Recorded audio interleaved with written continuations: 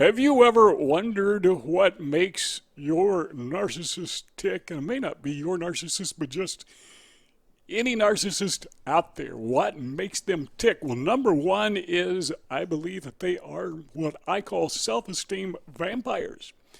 Good analogy, I think so. Is what they do is they don't suck blood out of people, but what they do is they suck self-esteem, or that sense of self-worth out of individuals, and they love it.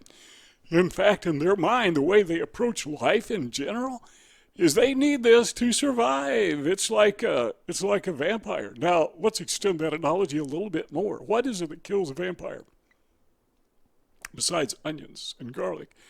Well, the sunshine. Or with the case of the narcissist, the truth. You know, the light of the truth shining on anything.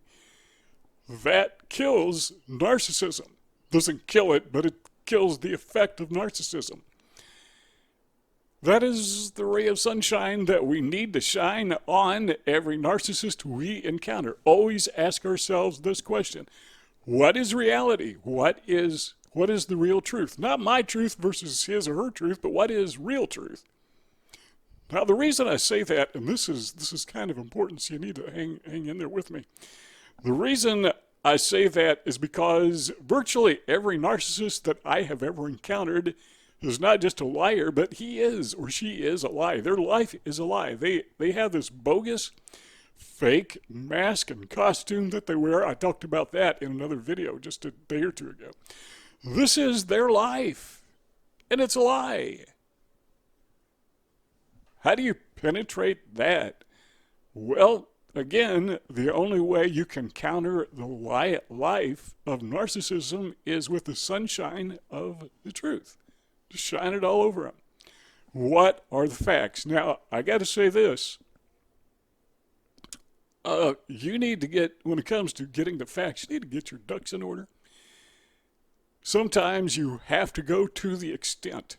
And you got to check the laws in your jurisdiction, in your state, county, whatever. But, check out their history. Go to the county courthouse or go to the state. You can do this online, at least in my state you can. And you can look up anybody's name. Doesn't cost you anything. You look up anybody's name and see their criminal history. You can look up mine. You'll find out that, yeah, I got a speeding ticket about 10 years ago, doing 50 and a 35, even though I'd driven by that spot a dozen times and I knew the cop was sitting there, but my mind was in outer space somewhere, and I got and it's online. You go to the state right now and type it in and look up my name, and poof, there it is. And while you're there, you look up some other people's names. It's kind of fun. But you need to take the truth, and sometimes that is required, and shine it on the vampire narcissist, because that's what kills his lie. And another thing you might consider doing, and this is where you really need to pay close attention to the law. Your jurisdiction, your city, your state, your county, whatever. But in some areas, it's perfectly legal to record somebody without them knowing it. Now, you may say, I don't feel comfortable doing that, and I don't either, but you know what? There's something that makes me even more uncomfortable, and that is being the victim of a vampire narcissist, of having my character assassinated, of having my sense of self-worth sucked out of me. And that is essentially what gaslighting is. It's when the narcissist convinces you that you are worthless, that you have some kind of a mental problem, and he wants everyone else to think the same thing. That's why they get into the smear campaign. They will absolutely, positively destroy you. What if you have recordings? What if you had a cell phone or some device in your pocket and you had it on record? Maybe even video recording. And when the narcissist finds out, suddenly his smear campaign has a problem. Because all these lies he's been telling, well, that's not the way it actually worked. That's not what was actually said, because you recorded it. Do I suggest you do that? I would rather say that I suggest you think about it because, yeah, you get yourself into trouble and you don't want to do that.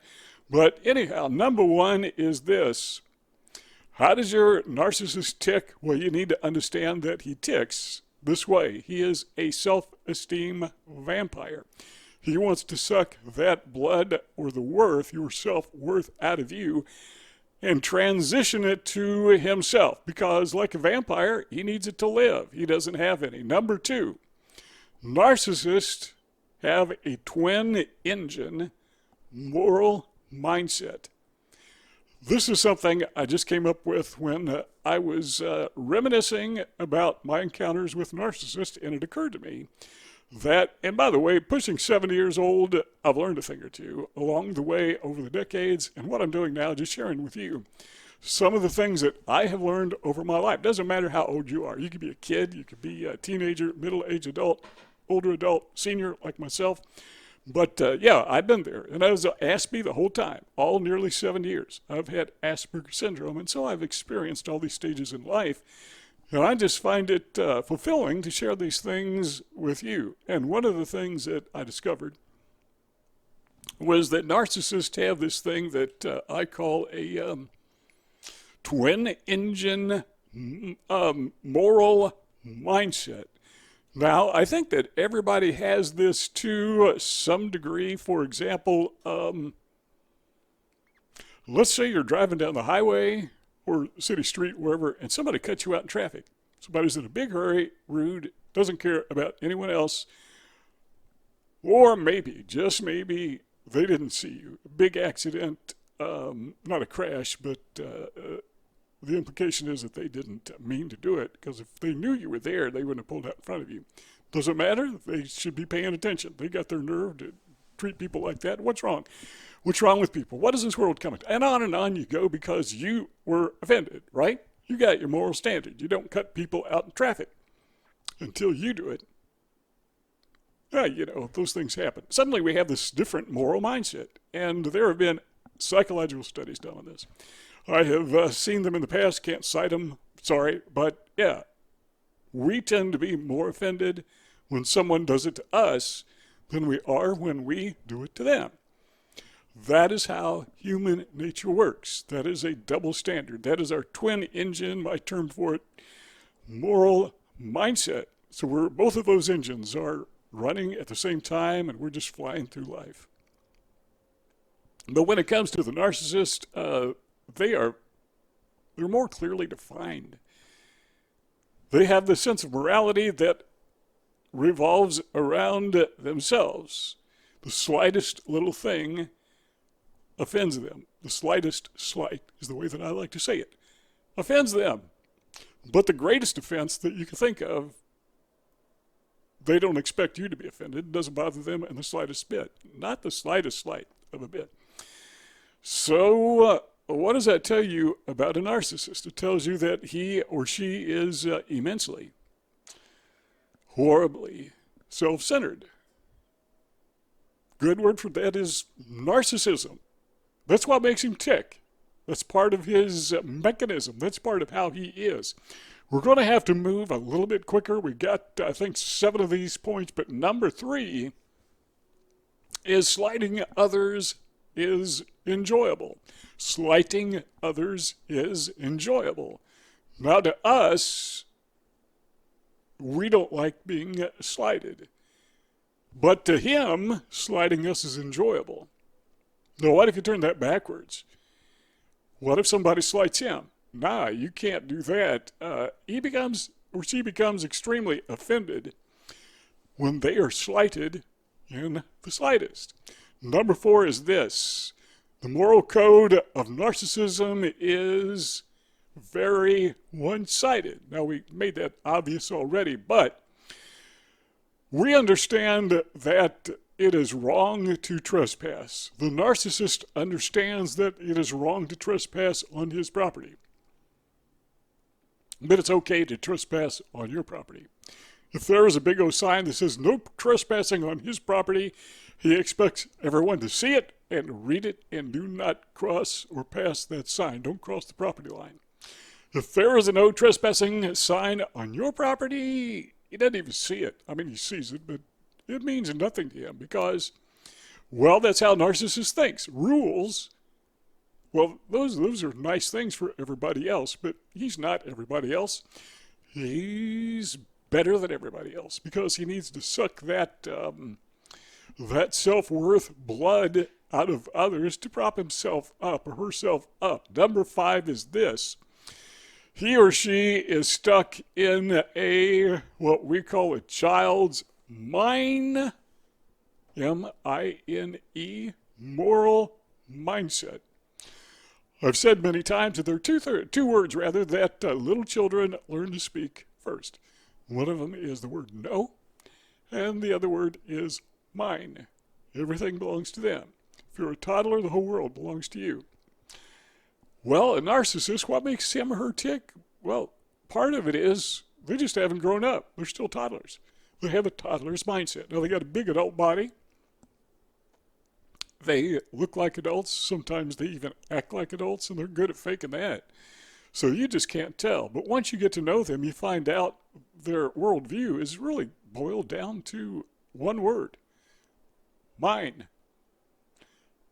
Anything you say or do that doesn't fit with their way of thinking, because even thinking belongs to them, they find highly offensive. They are slighted. And every slight is not slight. It is big time. Number 6 is we have these two factors working together as we try to understand what makes a narcissist tick.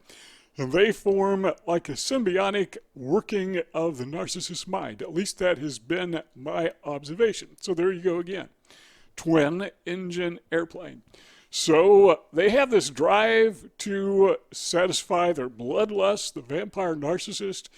They have this desire to satisfy their, what it really is ego lust. They got to have it. They just got to have it.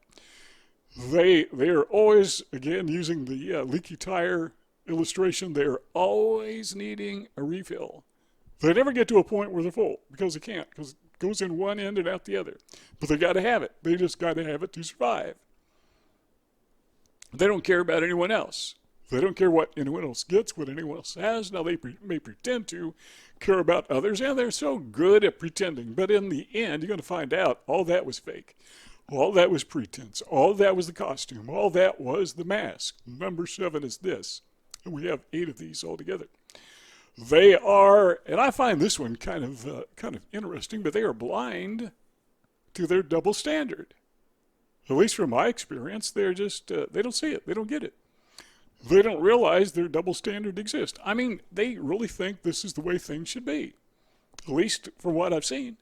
They think it is morally correct to be outraged and offended if you didn't buy them Egg McMuffin.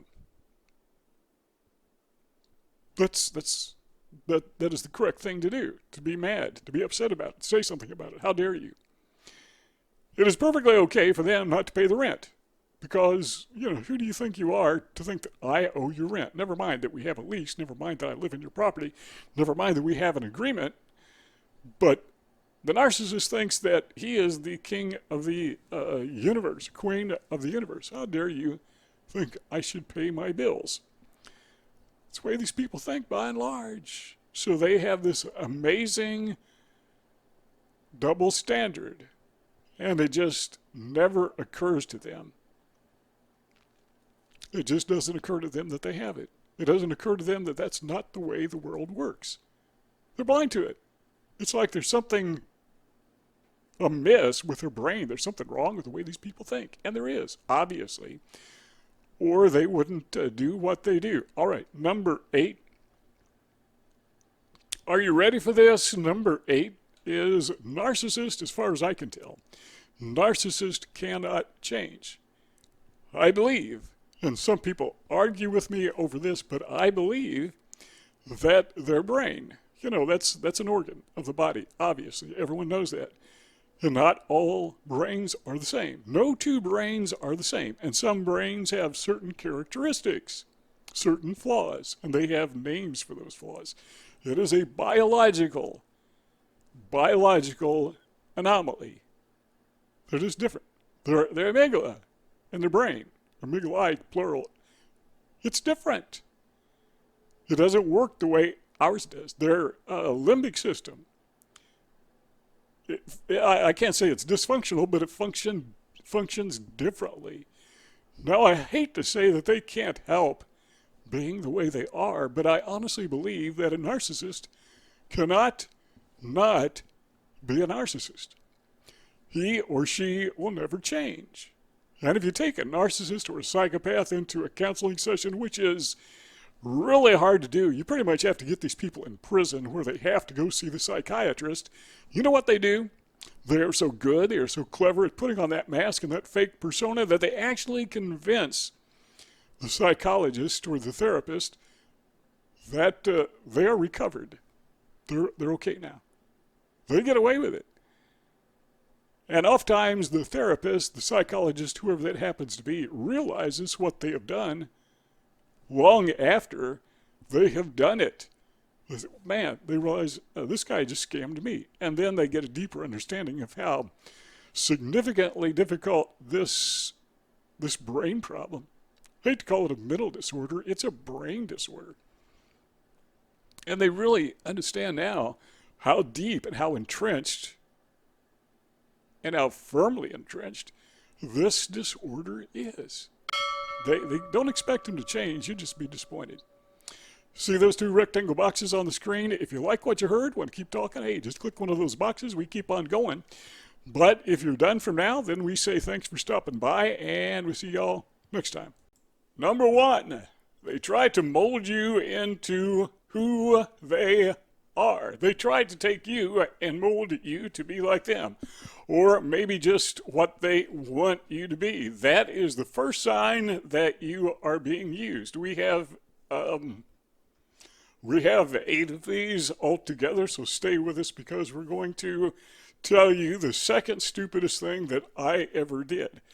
But first of all, I want to tell you the stupidest thing I ever did. Now, just for clarification, these things are actually equally stupid. But one of them has to come first, and the first one happened to fit this number one, trying to fit somebody in with what they want you to be and not what you really are, trying to make you a fake person. You know, that is it's kind of a disrespectful thing to do. And I got to admit that there have been times, more than I care to admit, that I have been the bad guy when it came to doing this. All right, so what is the dumbest thing that I ever did? Number one. Now, there are many of them. So number one is this. I was a teenager, maybe 18 years old. Now, I could just stop there and you could just let your mind, your imagination run wild, some of the stupid things you do as a teenager. But I was actually a pretty good kid, you know, all things considering. I never smoked, I never drank, never did drugs. I pretty much was a homebody. That comes with being an aspie, I suppose. But I had a girlfriend. Yeah, I know you're surprised, but I had a girlfriend, and she was really very attractive. Not only that, she's just a good person, just a good, grounded, centered individual. Probably the best young woman a guy could ever hope to have. And she was so attractive that I could understand. Yeah, I told you this is going to be stupid, but I could not understand why she wore makeup. So I told her that I would prefer that she did not wear makeup. Now, in hindsight, geez, that's been 50 some years ago. I mean, over 50 years ago. But in hindsight, I'm thinking, you know, where did I get the audacity? I mean, how arrogant can a person be to tell a young woman how she's supposed to look? You know, I don't like makeup, so you don't wear makeup. Now, the truth of the matter is, I really didn't care. I just, if she wore makeup or not, I just thought she was so attractive she didn't need it. But it was really dumb of me to impose myself on her. And it turns out that going forward, the next day or two I saw her, she wore a little less makeup, but that lasted, 48 hours at the very most. But what I was doing is I was using her. I was violating this first principle. if an individual tries to mold you into something that he or she wants, I mean within reason, beyond what would be rational expectation, and that's kind of a gray area, but obviously that particular point, man, I was way out of bounds. Someday if I ever see her again, which I probably won't, but if I ever see her again, I'm going to have to apologize. Sorry, you can wear all the makeup that you want to. She's probably 70 years old by now, but still, if you want to wear makeup, it's none of my business.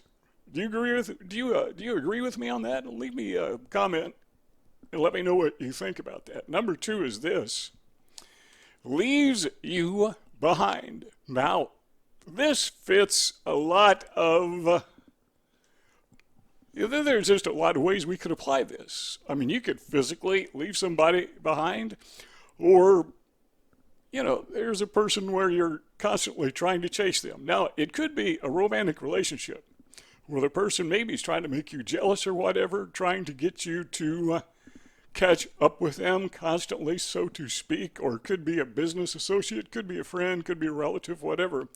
But they have this sense of competition. Nothing wrong with competition. I'm all for it, particularly in free markets.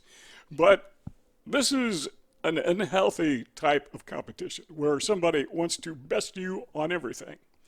And they are always trying to get ahead and put you behind them.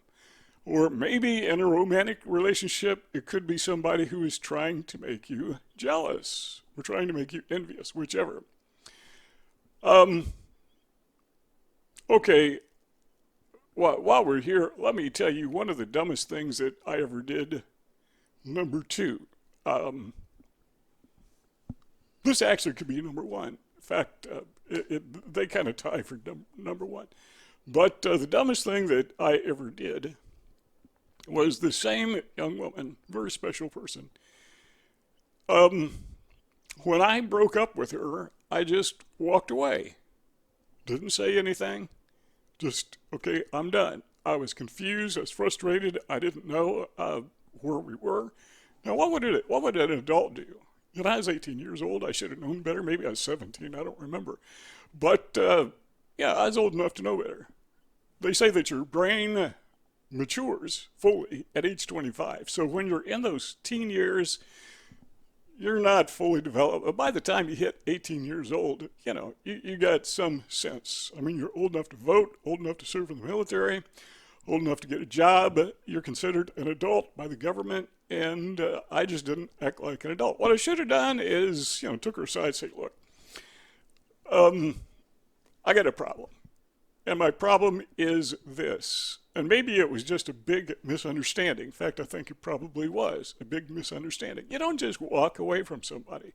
You just don't do that. It's not cool. It's not courteous.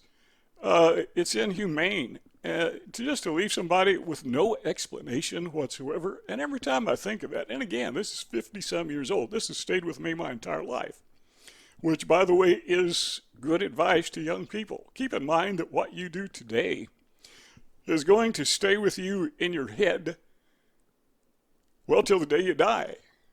It's just always going to be there. So keep in mind that what you're doing today, young people, okay, middle-aged people, anybody, what you are doing today is creating memories, not just for you, but for everybody whose life you affect.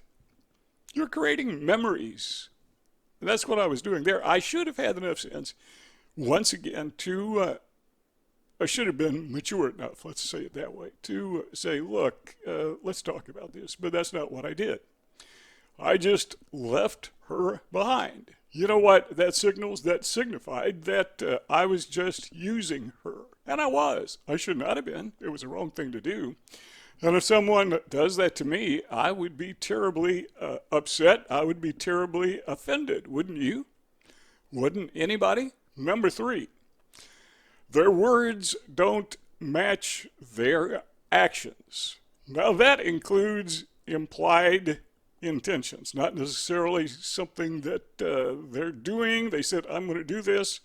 Then they don't do it, or they say they're not going to do it, and they go ahead and do it. I mean, we're all human. We all fall off the wagon now again. But I'm talking about something where somebody was disingenuous from the very get-go. They would say that they're going to do something or they're going to stop behaving this way, but they just keep on doing it. And they never intended to change their ways. That is a strong indication when their words don't match their actions, that they were lying, not miscalculating. They were just flat out lying.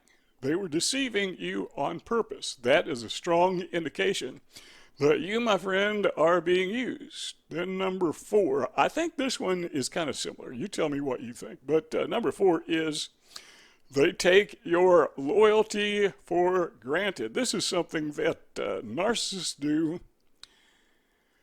They just do this constantly. They zero in on what I call a prey. Zero in on the prey. The old example of the lion hunting the wounded gazelle. They zero in on somebody who is weak. That is typically somebody who is an empath or somebody who has Asperger's syndrome or probably both. This is somebody they see as being a pushover, and they can manipulate these people like pulling puppet strings. That's why that's why your narcissist zeroed in on you. Seriously. I mean, if you were not, at least in their mind, somebody who is easy prey, easy picking, somebody that could be easily manipulated, their little hand puppet, they wouldn't have bothered you, because that's the only people that narcissists, they're not going to waste their time on supply that they can't get any supply out of. So they picked you. By the way, pat yourself on the back if you would, please, because if you have been selected by a narcissist to be his supply or her supply, that means there's something very good-natured about you. It's actually kind of a compliment. I mean, that's a painful way to take a compliment, but it is kind of a compliment. But the point is, what they do is they say, I'm going to take this person and I'm going to use them for supply, but they do that by convincing you that they are your best friend in the world. Or they truly, truly love you if it's a romantic thing.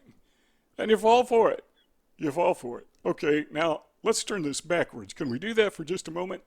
We talk about the narcissist doing it to us, but we got to keep in mind, this is a little bit difficult to say, but we got to keep in mind that sometimes it's not the narcissist doing it to us, it's us doing it to other people. Very first 2 points I made, examples where I have done that. I played the role of a narcissist. I don't think I am a narcissist, but everybody has narcissistic tendencies. All of us become supremely arrogant or selfish from time to time. Call us intermittent narcissists, but we all do this. So where do we look first? Where is the very first place we look for somebody with narcissistic traits? Answer. The first place to look is in the mirror. Seriously. Or in my case, look in the camera. Yeah, just look in the mirror and, you can do it literally if you want to, but just take a moment and reflect in your mind. How are you treating people? I want you to go back in your mind as far as you can go back. If you're 5 years old, okay, you don't have far to go. But if you're someone my age, I'm pushing 70 and I've lived decades. And over the years, I've learned quite a bit, learned a thing or two just because I'm living. And the reason I make these videos is to share with you and others what I've experienced, what I've learned. Hopefully that will help you out. So go back over your life, or maybe just the last year. Ask yourself, what were those instances when I took advantage of other people? And what that will do is give you some insight that you have those warning signs inside of you. And take a look, see what you see. I mean, serious, that is a great self-exercise. My humble opinion that all of us need to do that from now and again. What do you think? If you have an opinion on that, as always, leave something in the comments. But what we're talking about is taking loyalty for granted. That is always in the game book of the narcissist. In fact, I would say if that's not in the game book of the narcissist, then they're probably not a narcissist. Number 5 is they change plans without regard. Back when I was, I don't know, probably my mid-30s, I was just launching out on my new business. And I was working, I think I was working 5 jobs trying to make ends meet, plus my wife was babysitting. And one of those 5 jobs was I was starting a new business. The first year I made $25. But, you know, I stuck with it just like I'm sticking with this YouTube channel. And I found that if you stick with something and you keep reinvesting in it, eventually it's going to come to something. And if it's not, you just quit doing it. But what I did, one of those 5 jobs was I was working at a, okay, I'm not going to mention the name of it, but it was a, no, oops, sorry, said it. Okay, just pretend I didn't say that. I was working at a sandwich shop. And being a person with Asperger's syndrome, it's really hard to find work and people treat you right. And the manager would put up a schedule every week so we'd know what days to come in. And I was working part-time. I guess it's obvious what days to come in, what hours to work. And she just changed the schedule. Didn't tell anybody. So I came to work and she said, you're not on the schedule. So I went back and looked at it. Sure enough, I was not on the schedule. But I was. She changed the schedule. Didn't bother to tell me. That is a strong indication that I was just being used. And eventually, I just quit that job.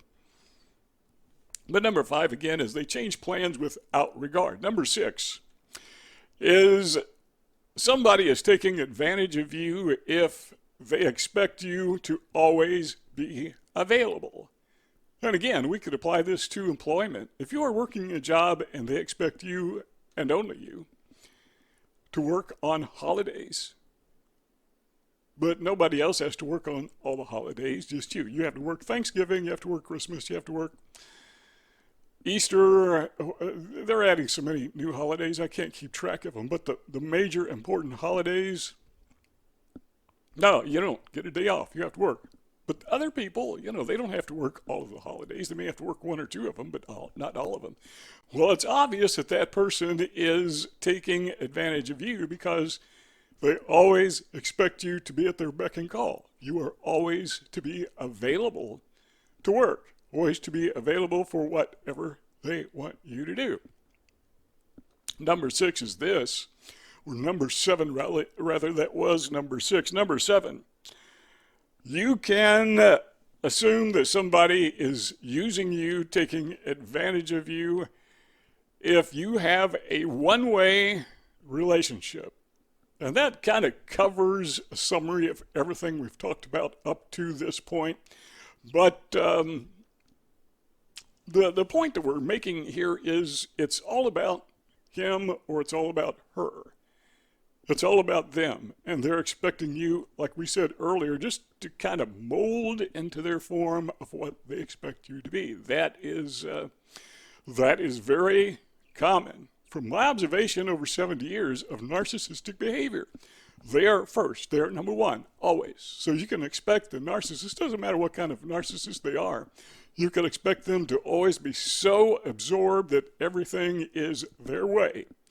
It's their schedule. You eat when and where they want. You eat what they think is good for you. Doesn't matter what you like or what you think is good for you. It is what they think is good for you. Now, my opinion of a workable relationship is when, speaking of a romantic relationship, is my job, primary job, is to make my wife happy. Where do you want to eat? What do you want to eat? What do you want to do? What do you want to do today? It's my job to make her happy, not to make me happy. She is real simple. She just always comes first, period. One rule. Isn't that great? Makes life so simple. She always comes first. And it works. Because she has the same attitude. Not that she comes first, but that I come first. And yeah, that can be kind of frustrating. When you're both trying to get the other person to go first, you know, I'm going to let her through the door first usually because that's the gentleman's thing to do. But sometimes I'm being polite to her and she's being polite to me, so we just don't go anywhere. But I would rather do it that way than to constantly be going in the wrong direction. Another bit of advice while we're talking about this is, some people are not happy unless they're unhappy. I was talking about, her happiness comes first, but during my 12-year tenure as a pastor, that became obvious. It was just ubiquitous all the time, everywhere. That's just the way people think. People love to be offended. They love to get mad and stomp out. They love to say, well, if you hadn't said this or done this or not said that or not done this, whatever, then I would be happy, but I want to be unhappy. They're people just spoiled. And it's not just religious people, that's just people. It doesn't matter if you're religious or not. As I like to say, the problem with religious people is not that they're religious, it's that they're people. But people are self-absorbed. They want to have, by nature, a one-way relationship. Yes, you should take care of yourself. Yeah, you ought to mow your own grass. That's not what we're talking about. We're talking about when we explicitly expect other people to consistently and constantly do it our way. That's a narcissistic behavior. And I know what people do. They all say the same thing. They say, well, I realize that I have problems. They're not very specific about it. They just give this blanket statement. I have problems. I admit that. They got the one or two sentences out of the way to cover themselves, and then they start trash talking anybody and everybody they want to. If you talking to young people, okay, it could be older people too, but specifically young people, if you're thinking about having a wedding, let me give you, in my opinion, a little bit of advice. Don't just have a wedding, but have a marriage. Yeah, I've seen that where people, particularly women, they get real excited about the wedding. They don't even think about what comes after it. They just want to have the wedding. Okay, we're done. We had the wedding. Now what? The wedding is not the beginning and the end. It's not the all that. The wedding is just the formal beginning. That's just the first day of the rest of your life.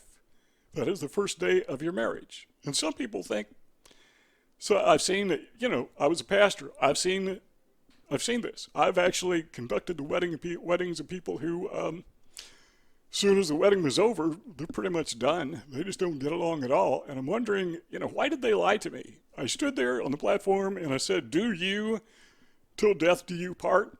And they lied to me. They said yes, or they said I do, or whatever the words were. They were just lying. They didn't have death till we part in their minds or hearts or anything. So my advice is don't be so self-absorbed. If you are planning on a wedding, make sure it's not a wedding, but rather it's the first day of your marriage, which lasts for the rest of your life. And I got to throw this in while I'm thinking about it. This is not to put down divorced people, because I understand people make mistakes. And I also understand divorced people a lot of times have some very good advice because they've been through the fire.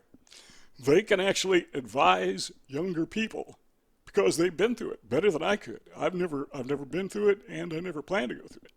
So I'm not putting down divorced people because they do have something to contribute to this, a lot to contribute to it.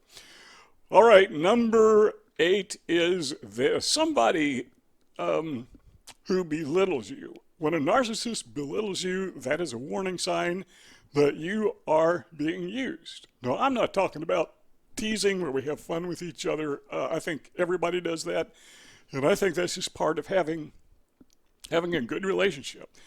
But I'm talking about somebody who will put you down to humiliate you in front of others. I worked with a guy one time, college age. We would do itinerant preaching, and he would do the preaching, and my job was to provide the music. I would sing.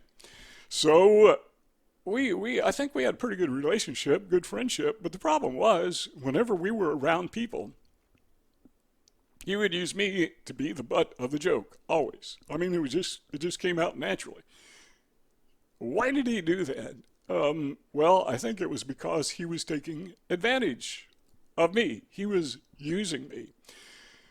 He was taking away Now, I'm not saying the guy's a narcissist, by the way. This was a narcissistic trait, but he was taking away from my sense of worth to build his own sense of worth. He was stealing worth from me.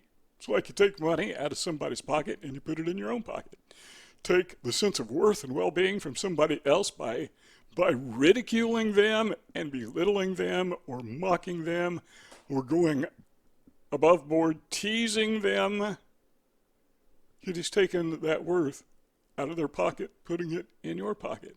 So when somebody belittles you, you know, that mean-spirited belittlement, again, not having fun teasing each other, but that mean spirit, where they do it intentionally, willfully, knowing that hurts you.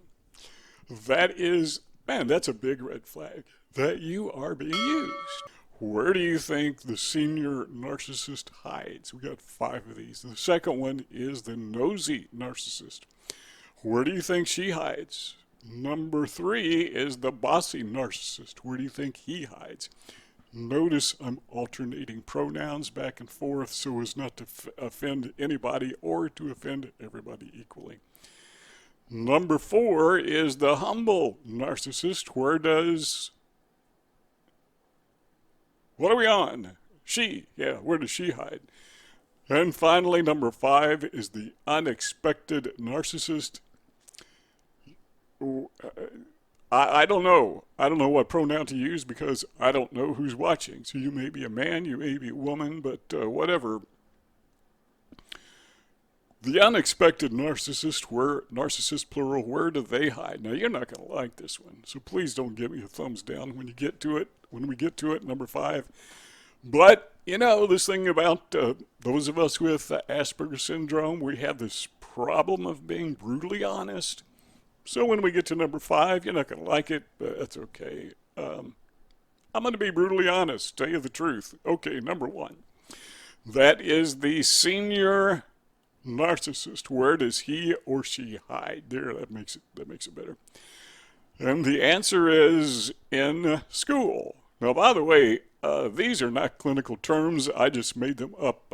Actually, I made them up last night when I was working on my script. So these are based on my life experience. I refer to life as my laboratory, my life laboratory. So as I'm pushing 70 years old and I look back over the decades, I realize that I've learned a thing or two, and I'm just sharing with others what I've learned. That's why we make these videos. So keep that in mind. And it's not just life experience. You know, I study, I read books, you know, I listen to podcasts. I'm really into this thing. One of the things about people with Asperger's syndrome is we get focused on one thing. We just don't let go of it like a dog with a bone. And the thing that I'm obsessed with at the moment is narcissism, and I have been for years after I was brutally abused more than once by a narcissist. Okay, this is my time to help you with what I've learned.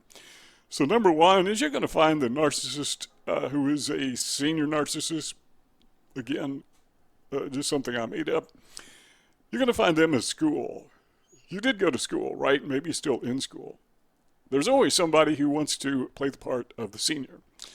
Now, I don't know how the hierarchy was in the school that you went to, the high school that you went to, but in most high schools, there is this thing that they call seniority. And the seniors have seniority. In some schools, they get the better parking spaces. There may be other perks. Maybe they get first in line or whatever. But they have these perks, and that's cool. I'm okay with that. But there are some people who kind of, figuratively speaking, they, metaphorically speaking, they cut in line. They want to be the senior. They want to be the star of the classroom or the clown, whatever. This is a person that you find in school, maybe the school bully, I don't know, but this is the person that you find in school. And as you think back, I bet you a face and or a name coming to mind. You probably say, yeah, I know that guy. Maybe there's more than one. I know that girl. Yeah, right. She was the senior narcissist. She wanted to have, or he wanted to have the senior position over everybody else, sucking the worth out of fellow students and absorbing them to him or herself. Well, what about the nosy narcissist? Did you guess that one? Where would you find a nosy narcissist? The place that I find nosy narcissists are in the neighborhood.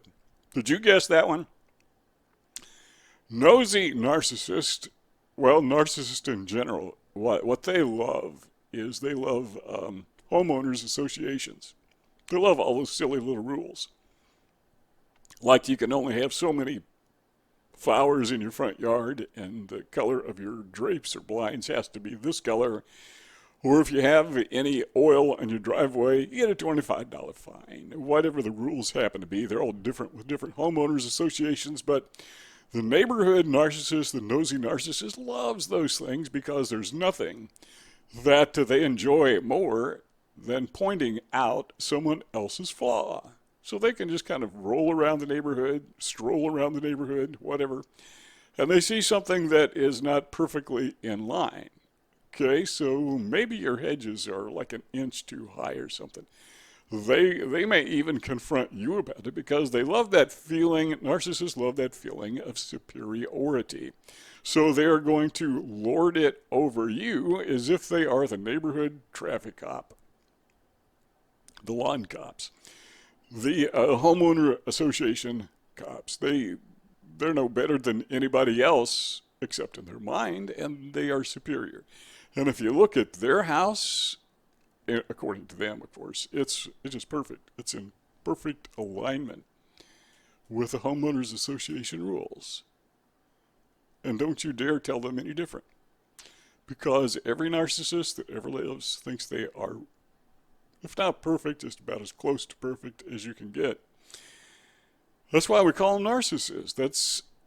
That's how you know they're narcissists. They're just narcissistic. Kind of obvious, isn't it? What about the bossy narcissist? Okay, I'm almost certain with like 99.9% certainty that you guessed that one, and you were right if you said the workplace. Now, every place I've ever worked, I had a boss of some kind. When I was a pastor of a church, you had a board that you had to answer to. When I worked in a sandwich shop, I had an idiot that I had to answer to. Where else did I work? Worked in a grocery store, had some really sharp people that were managers there. You know, pleasure to work for. But I worked a lot of jobs. Always had a boss. Now, you may be saying, well, Ken, I thought you were self-employed. Well, I was for like 35 years, had my own business. But I still had bosses. You know, you still have rules. You got to pay taxes. Okay, so the IRS, in a sense, is your boss. I don't like it, but they're still my boss. The post office, I was in the direct mail business, and they got rules. I mean, they're really picky. If your mail piece is a fraction of a fraction of a fraction of a fraction overweight, guess what? You pay the full ounce.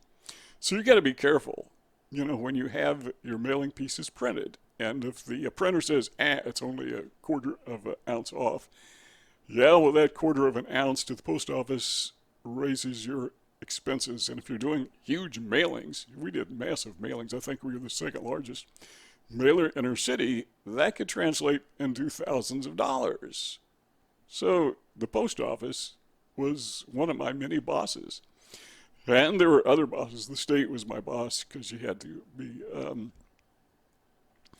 you had to get your tax certificate and your employer ID number, and you had these forms you had to send in, and you had to withhold taxes for your employees, and so you had a whole bunch of bosses. So you think, I'm going to be self-employed so I can be my own boss. Well, you and a couple dozen other people. But the point of that is when you're at the workplace, there's probably this guy who is not the boss who wants to be the boss, the guy who wants to tell you what to do, the guy who is climbing the social tier and he wants to be or maybe she wants to be the alpha male or the alpha female, or we could just say the alpha person. They just have this natural inclination to be the boss. even if they're totally unqualified for it. The only thing that qualifies them to be the boss is they are themselves. By virtue of the fact that they are inexistent, that qualifies them in their mind to be the boss. That is a narcissistic trait. Where did you find the humble narcissist? I found them, you might have kind of guessed this one too because I was the pastor for so many years, but that's in church or some other house of worship or some other religious affinity group. But I don't know if you notice this or not, but in most every group like that, there's somebody who wants to be the star of the church. Now, they may not do it all the time. They may just be in a mood where they're just kind of narcissistically, just make up a word because I couldn't think of one. But yeah, they have narcissistic tendencies. And a lot of people that get into a position of authority in a church where they don't have any position of authority anywhere else, they shouldn't even be in a position of authority. But they wind up being a trustee, or they wind up being an elder, or they wind up being a deacon, or whatever governing structure you happen to have. And all of a sudden, they know everything about everything, and they expect everyone else to agree with them, or else they'll cause trouble. And, all the churches I've been in my life, with maybe one or two exceptions, they've either been just getting over a church split, schism, or they're in the middle of one, or they're about to start one. All of them. That's because the thing about church people, I should say the problem with church people, let me phrase it this way. The problem with religious people is not that they're religious, it's that they're people. And if you go to church thinking it's any different from where you work, your neighborhood, they're just people. They're under a steeple, but, nothing changes when they walk in the door. They're still people. They still have the same narcissistic tendencies, and some of them are full-blown narcissists, and they're going to show up. Now, while I'm on the subject, got to throw this in because this is important. There are some people, narcissists, who intentionally prey on religious affinity groups. And I mentioned that in the past in many other videos. And if you've not watched the past videos, there's a bunch of them, and they're just as fresh as they were the day we made them, because this is a topic where it just doesn't go away. It doesn't get old. And there's a lot of good advice, I think. Okay, I'm narcissistic, but there's a lot of good advice in those videos for you. So, when we're done with this video, you're going to see those rectangles. Click on one of those and you can keep on going. So, the humble narcissist you will find in church, because the thing about these people, call them church narcissists is if you want to, but they're very good at pointing out the flaws in everyone else, but they're always careful.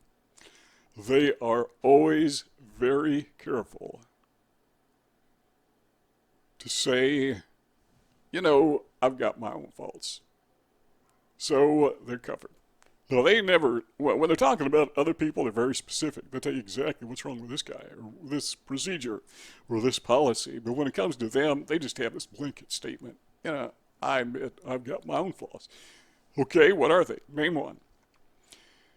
Don't ask them that. They get mad at you, which is one of their flaws. You just pointed it out. Okay, this is the one you're going to hate. You ready? Okay, the unexpected narcissist. Where do we find him or her? You may have guessed because I wouldn't assign a gender to this one. Okay, the answer is you find them in the mirror.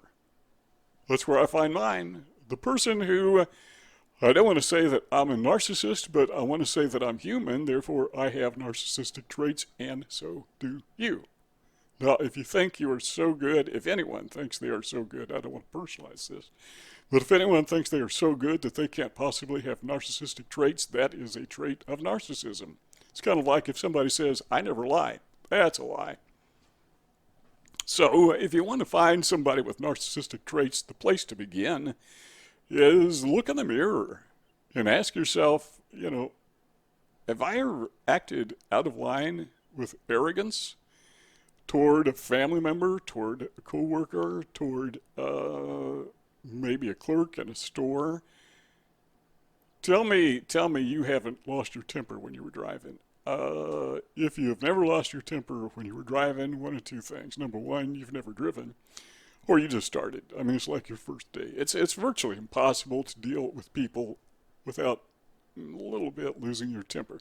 So the point is, we all have those narcissistic traits, and we're really good at pointing. It's kind of like the humble narcissist in church. We're really good, including me, at pointing out everybody else's narcissistic tendencies. Except my own. I'm not so good at that, but I've learned, pushing 70 years old over the years, that sometimes you just got to look in the mirror first. Look in the mirror longer than you look at anyone else. Got to clean up home base before you tell someone else how to clean up their home, right? Do you agree with me on that? If you do, in the comment section, just type in, Ken, I agree with you on that. Number one is this, and this is so very important, I just cannot overemphasize it. Once you get point number one, everything else falls in place, and everything else we talk about will make a lot more sense. But we need to realize when we argue with a narcissist, what we are doing is we are pitting the truth against the narcissist ego. It is not the truth or our truth versus their truth, or our version versus their version, trying to convince the narcissist that he is wrong or she is wrong. The reason is he or she already knows he or she is wrong. They know that you are right. They don't care. What they are trying to do is, first of all, they're trying to defend or protect their ego, and if possible, they are trying to elevate their ego. So when you engage a narcissist in an argument, all you are doing is you are comparing the truth with the person's ego. And so you never can establish the truth. What we need to realize is the truth is already established, at least between you and the narcissist. Both of you know what's going on. You know what's real. What the narcissist will do is they will take what's real, and we're going to talk about this in a moment, but they will try to distort it.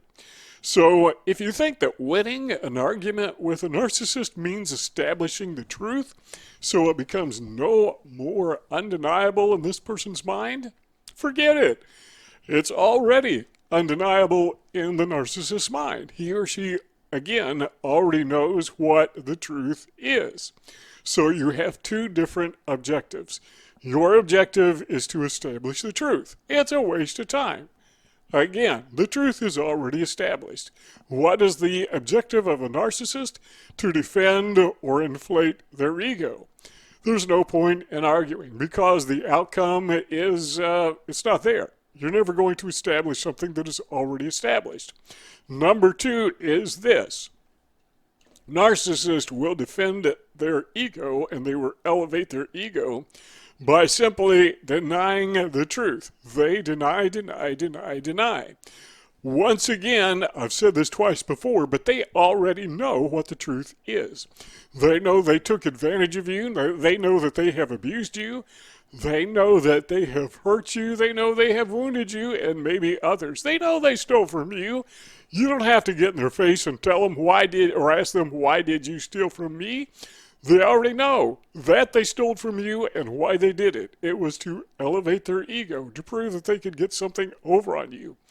You don't need to convince them. They're not going to acquiesce to something that they know is true, because if they do, what's going to happen? Going to wound their ego. They're not going to let that happen. I mean, that is the most devastating thing that could possibly happen to a narcissist, is for him or her to have to concede that they were wrong, because that just damages their ego. That's not going to happen. You can take these people to court if you want to, and they could be found guilty of whatever, but they're never going to admit it. They're always going to insist that they were innocent, no matter how obvious it is with all the evidence stacked against them. They're just not going to do it. Got to keep that in mind. So, the objective of the narcissist then is to see the truth as their enemy, and so they set out to destroy it. The truth to the narcissist is their enemy. It is the truth they're out to destroy. It is the truth that is attacking their ego. It is the truth that is preventing them from presenting this false persona, I should say, this false presentation of who they really are not. Number 3 is this. As you may have already assumed, and you probably already know, but just for emphasis, is number 3, they just flat out lie. They simply lie. Now, there are many ways of lying, by the way. You could just say something that isn't true intentionally. That's lying. But you can also lie by omission. Okay, what you want to do is thinking like a narcissist, if a narcissist actually thinks, but you're thinking like a narcissist, and you want to establish a false misrepresentation of the truth. But you don't want to flat out directly lie about it. So what you do is you tell some of the truth, but you leave out other parts of the truth. Those things that would be damaging to the person's ego, you leave those out. So in so doing, what you are doing as a narcissist, by omitting facts, by omitting details, lying by omission, is you are creating a false perception in the minds of others. So the other person to whom they are speaking, not you, because you already know better, but to the other person to whom they are speaking, now they have in their mind this perception of reality that is not accurate, that is not true. Again, the narcissist knows it's not true, you know it's not true, but all their flying monkeys, all their recruits, all this little army that they're trying to deploy against you, they all actually believe this false scenario, this false narrative that the narcissist has devised expressly to defend his or her ego, and in so doing destroy you. So what are they doing? Well, number 4, they are distorting the truth. That is to say, they are creating confusion. So what is the truth? They don't want you to know. One way to get people to stay away from the truth is confuse their minds. They don't know what is or is not the truth. So, okay, they want to hear both sides of it, but the narcissist will, at least narcissists that I've dealt with, will try to convince others to avoid you. They will convince others that you are dangerous, that you're some kind of a rat, you're a rascal. And if they get anywhere near you, it's going to be potentially very harmful to them. So they will avoid you. If the narcissist is good at it, and many of them are, they will avoid you like the plague. Or like, I can't say that. But they will avoid you. And in so doing, the narcissist has complete control of the narrative. Now, I'm pushing 70 years old, almost there, and one thing I've learned over the decades, well, many things I've learned over the decades, is that the narcissist is not playing fair because they simply can't and defend their ego at the same time. And what I've learned over the decades, I want to share with you because, I've learned a thing or two, and that's one of the reasons I make these videos, is I just want to take my life's experience when I was a kid, when I was a teenager, when I was a young adult or an adult, and I want to share it with you to help you. Whether you're a child, whether you're a teenager, whether you're a young adult, middle-aged adult, older adult like me, I've been there trying to help you out some, based upon what I have learned during my experiences. And what I've experienced is that the narcissists in my life tend to want to confuse the minds of others to the point where they totally avoid you. I can actually name people right now who will not talk. If I see them in the public, they will not acknowledge me. They won't talk to me. If I say hello, they just look the other way. You know why? Because the narcissist has gotten to them and convinced them that I'm some kind of poison water that do so much as even acknowledge my existence will somehow harm them, or somehow unethical or immoral, or maybe it's unspiritual, or it's not it makes God unhappy if you talk to me. I don't know how they do this. How can people be that gullible? I don't know, but at one time I believe the narcissist, otherwise he or she would not even be involved in my life. So they do it. They get away with it, and we fall for it. So they're trying to confuse us. Number 5 is right now they're trying to validate. And again, it's all about their ego, but their story, their narrative, their false narrative, that lie that they have established in the minds of others. Well, you know what? The more people they can convince to agree with their false narrative, their lie, the more it validates that lie. So all these people are believing that you're the bad guy, and the narcissist, who's really the bad guy, is the good guy. In their minds, that becomes the truth because, well, so many people believe it. And so the narcissist sets out to recruit his flying monkeys, sets out to recruit his agents, or his, my preferred term, is narcissist by proxies. Or I guess it would be narcissist by proxy. He's out to recruit them, and they don't know. They're just taking this guy's word for it, or this woman's word for it. And, you know, people believe things. Faith comes by hearing, so they believe what they hear. People don't stop and think that this guy, who is so presentable, who is so charismatic, who is presenting as their dear friend, why would he even lie to me? So they just believe his nonsense. Very frustrating thing to deal with, but I got to tell you, are you listening? Because this is so very important. Please pay attention. Anyone who has ever been abused by a narcissist knows this. And there are many, many, many of them. You are not facing this alone. Now, when I first encountered a narcissist, the thoughts that ran through my mind were, gee, how could it be that, me? Why me? Of all the people in the world, why is it just me? But then as I began to study psychopathy, which led me to begin to study other aspects of psychology, including narcissism, it was a real eye-opener. I mean, it was like just from midnight to the brightness of the noontime sun. What I saw was happening, it wasn't just me. These people are all over the place, and their victims are all over the place. It's not just you. Do you understand that? You've got to get a hold of that.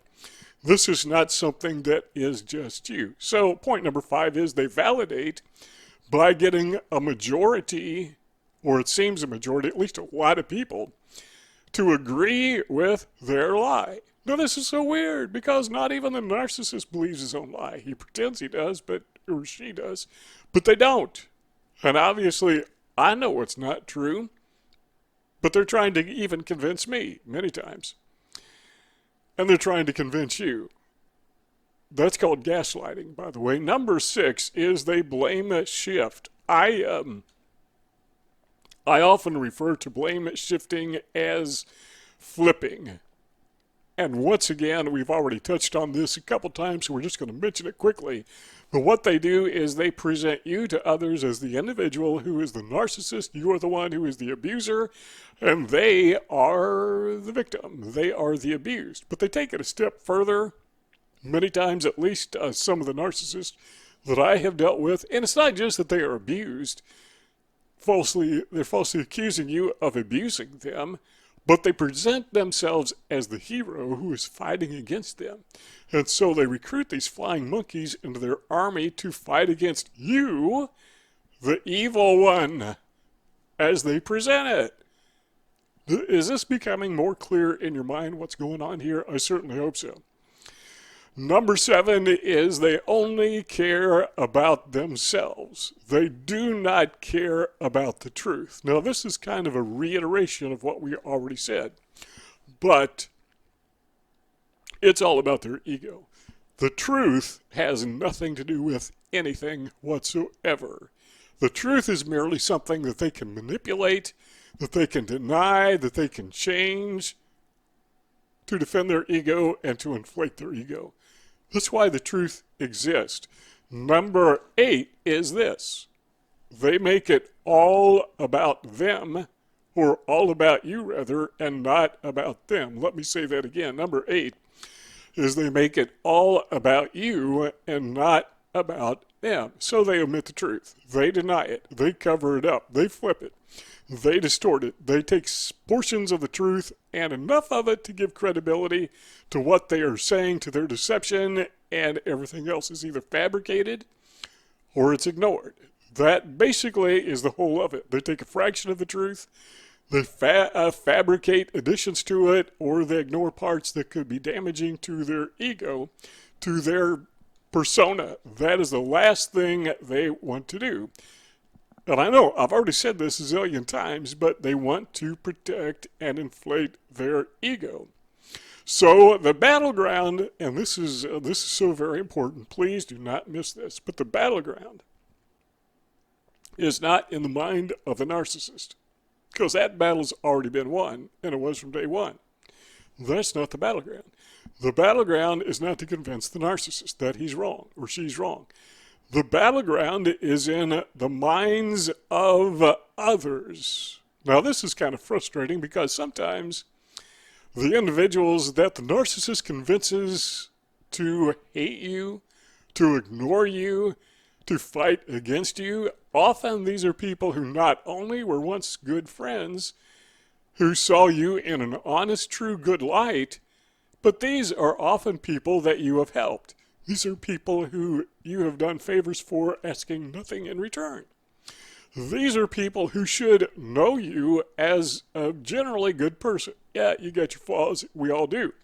But these people that the narcissist wins over, many of them should know better, but they don't. Can you discount them for doing that? Can you flaw them for doing that? I find it very difficult because when the narcissist was grooming me, when the narcissist was love bombing me, narcissist plural, I didn't know. I was just like they're flying monkeys now. I fell for it. I didn't realize what was going on. I thought this was an honest person because they're just that good. I was sucked in. But now I know better. But the reason I say that is be careful not to find fault with the flying monkeys, because you basically did the same thing, probably. Otherwise, this narcissist would not be in your life in the first place. So they are just where you were maybe a few months, a few years ago, maybe decades ago. Give them time. They may or they may not come around. Many times they never do. I'm okay with that. I mean, I'm perfectly okay with flying monkeys not acknowledging the truth or even being aware of the truth. The reason is because that tells me who my friends never were. I thought they were my friends, but thanks to the narcissist, now I know that, you know what, these people, these flying monkeys, no, they never were my friends. So thank you, narcissist, for getting these people out of my life. Number one of the weapons that narcissists will use against you, and probably already are using against you at this very moment, is triangulation plus enmeshment. Now, what we got to understand before we dig into this, because this is really foundational, this is basal, you got to get this. There is a battle going on if you have been abused or are being abused by a narcissist. The battle, you can't escape it. It's there. You may wish it would go away. You may gray rock it, and that's a good thing to do, but under circumstances, but the battle is still there nonetheless. Where is this battle being fought? Where is it happening? Well, it's not happening in the mind of the narcissist because he or she already knows that he or she is wrong. You don't have to convince them of anything they already know. They already know that they are abusers and that you are the abused. They don't care. So where is the battle? It's not going on in your mind because you too know that they are wrong and you are right. And if not, then, well, you've been successfully gaslighted. Okay, so where is it? Well, the battle is going on, is being waged in the minds of other people. a lot of other people. Now, I think a lot of you are familiar with narcissism and how it works, and you understand this thing about what people call flying monkeys, or I call them narcissists by proxy, or some people call them agents. And you know how this works. The narcissist is out to get you. He wants to destroy you, or she wants to destroy you for no other reason than to boost his or her ego. They are serial character assassins. They are serial character killers. Not serial killers, well, some of them are. You know, a tiny number of them are, but these people are not killing you physically, but they are killing your reputation. Can't kill your character because, well, that's untouchable. Well, how do they destroy your reputation? They do it this way. And I'm thinking most of you already understand this, but they go after your friends, family members, maybe your neighbors, people that you work with, people that you have known in the past, maybe people you go to social clubs with, affinity groups, lodge, or maybe some other affinity group if you have an interest in, I don't know, cars or whatever, or people you go to church with. They will go and tell those people how horrible you are. Now, here's the problem. They believe them. Absolutely bizarre. Why would anyone, and they know you, you know, these third people in the triangle, they know you, some of them, they know you from the past. You may have been very kind and considerate to them. They know it's nonsense, or they should. They should. But as the Bible says, faith comes by hearing, and that's not just the Bible, that's psychology. We tend to believe what we hear. And along comes the narcissist, flat out lying, winding this horrible tale about you being the bad guy. And it works. The question that the people always raise is, why do they do that? Well, the reason they do it is they're building this army of protection. This wall of protection made up of people, of their private army of narcissists by proxy, so that you can't get to them. Inevitably, what they will do is the narcissist, he will tell his flying monkeys that, you know, it's really best that you don't even talk to this person being you. Don't talk to him. Why don't they, or her, if you're a woman, why don't the narcissist want the flying monkeys to communicate with you? Because they don't want them to hear the truth. And as we said in a recent video, the worst enemy of the narcissist is reality. It's the truth. Number 2 is this: distortion. So this is the second weapon that narcissists will use against you.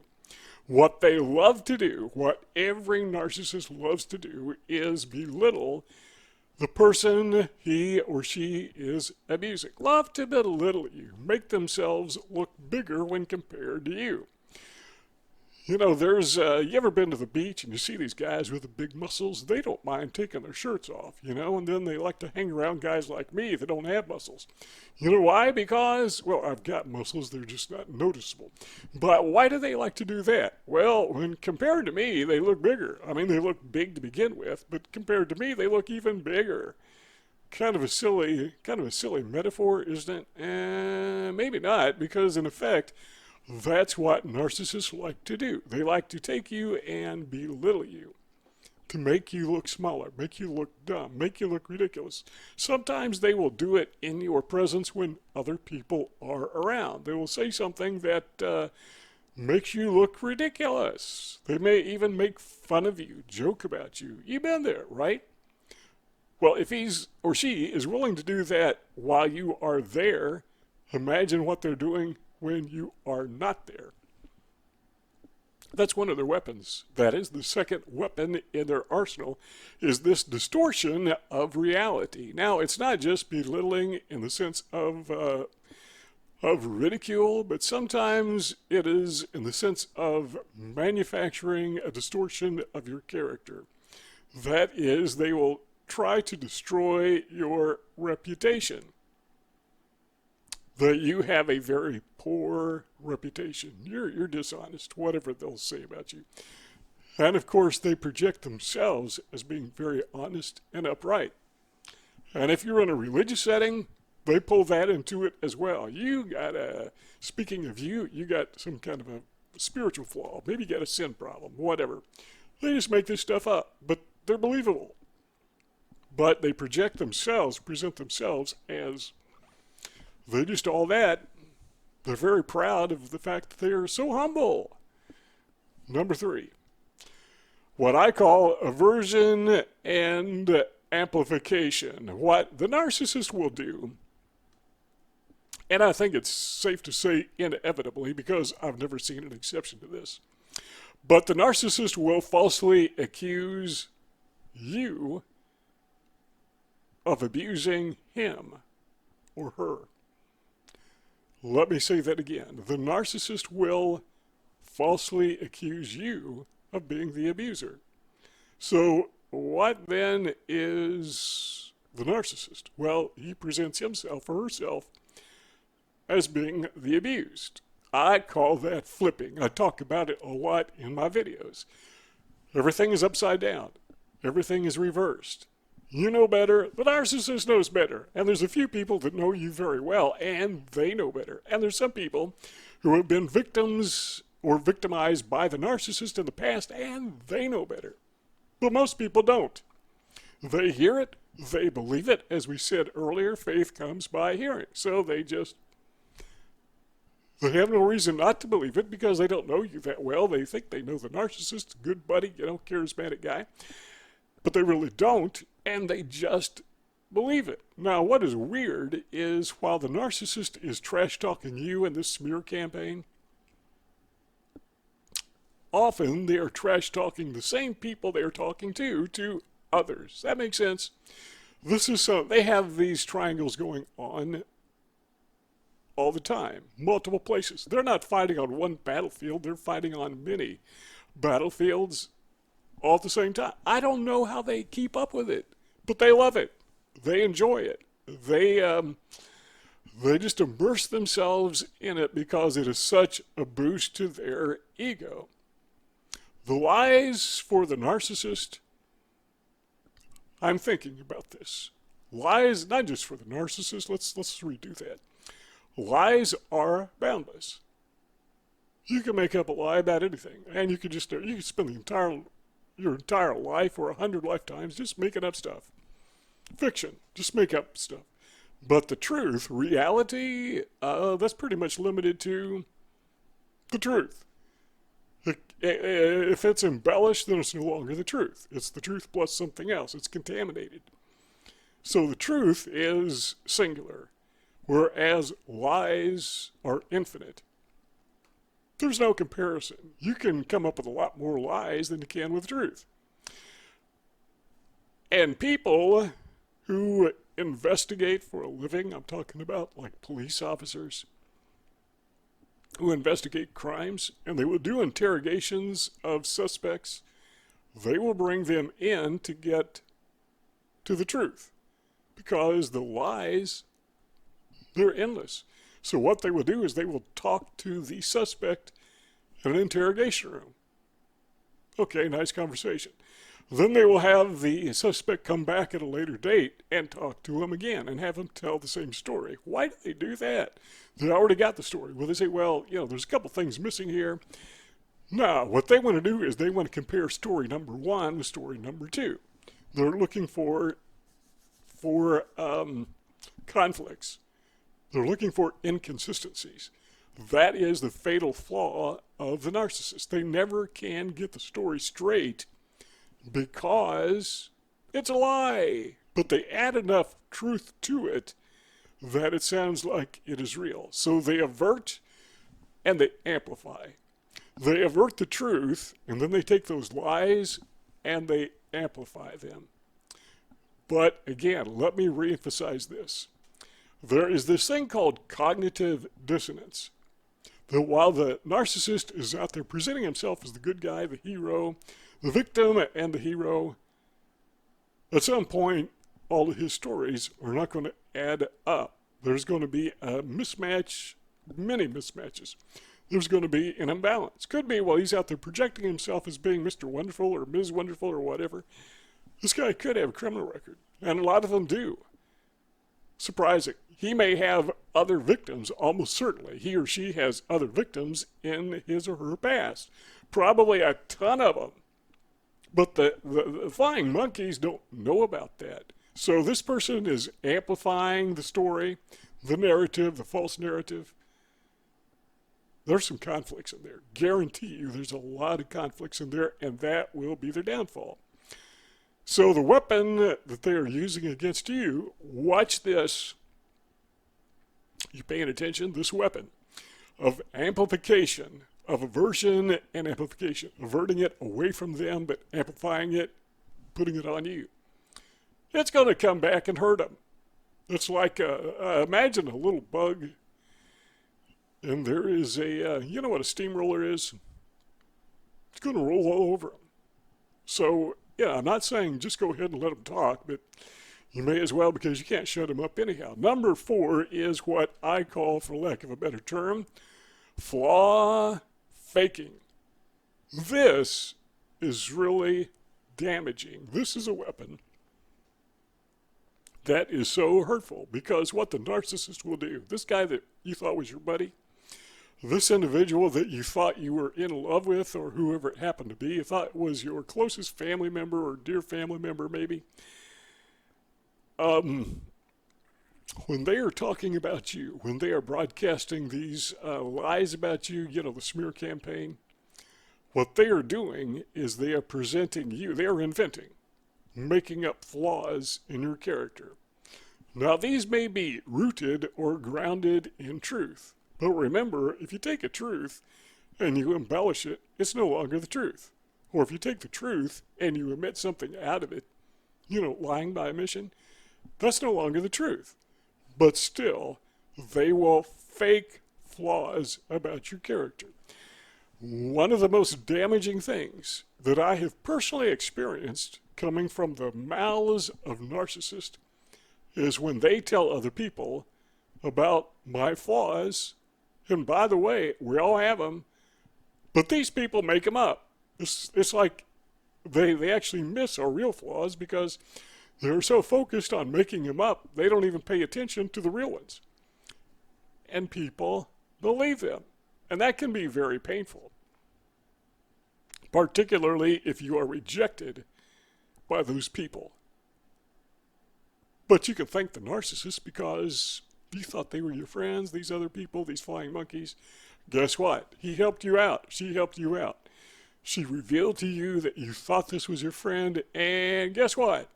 No, they weren't. So thank you, narcissist. The 5th weapon we want to talk about is what I call rationalization. By that I simply mean everything they do, they excuse it. The narcissists that I've encountered anyhow, they are masters at explaining things. You know, it's if they are found out, the way they will approach that, at least from my experience, is they will say something to the effect, you know, that's just a big misunderstanding. Let me explain it to you. Let me explain to you what really happened. And then they lie. But they create something that sounds very, very true. And they're making themselves acceptable. They're making themselves acceptable, and what else? Respectable. They create this illusion. They're putting on this mask. They're putting on a costume. That is something, presenting themselves totally different. Putting on their clown makeup, stage makeup would probably be a better way to say that. They're putting on their fake hair, you know, totally different person. Kind of like a secret agent in disguise. Well, you know, eventually some of that is going to come off. But in the meantime, these flying monkeys, this, again, remember, this is where the battlefield is. These narcissists by proxy, this army that the narcissist is forming against you and to defend himself, they got to believe it. They are going to fall for it. They do. Very sad, very tragic, but that is a reality of life. But when we are in the battle with narcissists, and as I said at the very beginning, it doesn't matter. if you don't like it or not, the fact of the matter is you are in the fight. You may not want to be, and you can go gray rock, which is usually a good thing, but you're still in the fight. And it's being fought even as we speak. There's some narcissist out there talking about trash talking somebody else who doesn't deserve it. The narcissist in my life, far as I know, this very minute, they got somebody cornered. Some mutual friend, somebody cornered. They may be talking to them at the Sam's Club, Walmart, could be at church, could be in the parking lot somewhere, could be in I don't know, I'm just making stuff up, could be in a restaurant, pizza parlor, I don't know, wherever they meet people. Could be on the telephone. They love to use the telephone. Or at least my narcissist did. Love to trash talk me and others on the telephone. But those are the realities. They use these weapons. We can't get out of it by pretending they don't exist. We say, well, I just forgive the guy. Well, go ahead if you want, but he's still going to attack you. She is still going to attack you. That doesn't get the battle. That doesn't end the battle. Phrase it that way. Do you see on the screen those two rectangles? They are there for you. You want this conversation to keep going, just click on one of those and we just keep on talking. If not, well, thanks for stopping by and we'll see y'all next time.